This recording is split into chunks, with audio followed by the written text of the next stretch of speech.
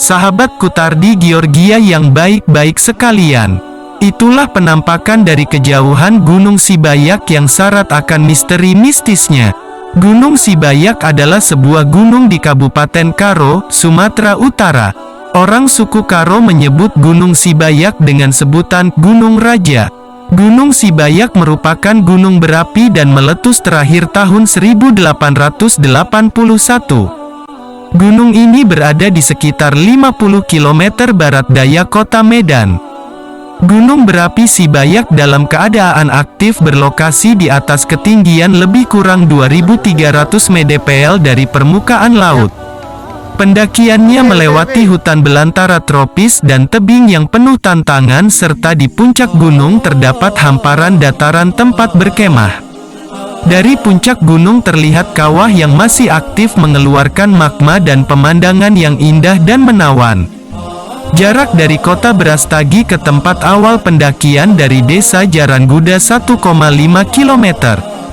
Kalau dari desa Raja Berneh 15 km.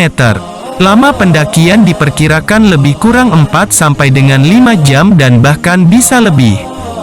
Pada tahun 2009, ada seorang pendaki asal Jepang yang hilang dalam sebuah pendakian yang dilakukannya seorang diri. Selang lebih dari sepekan pencarian, turis tersebut ditemukan di hutan belakang Gunung Sibayak. Gunung ini terletak di Desa Semangat Gunung, Kecamatan Merdeka, Kap Karo, Sumatera Utara. Kira-kira 50 km dari pusat kota Medan.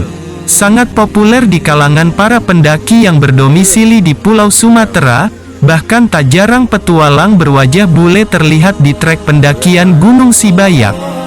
Kenyataannya, selain menyuguhkan pemandangan indah berupa hamparan alam yang luas, Gunung Sibayak pun dikenal dengan berbagai cerita mistis, misteri dan mitos yang berhubungan dengannya. Makna dari nama Gunung Sibayak sendiri memiliki makna Sikaya. Makna ini diambil dari bahasa orang Karo, yakni Bayak yang berarti kaya. Hal ini bisa kita hubungkan dengan kepercayaan orang Karo, bahwa di Gunung Sibayak terdapat harta karun yang ditinggalkan raja kaya raya di zaman dahulu.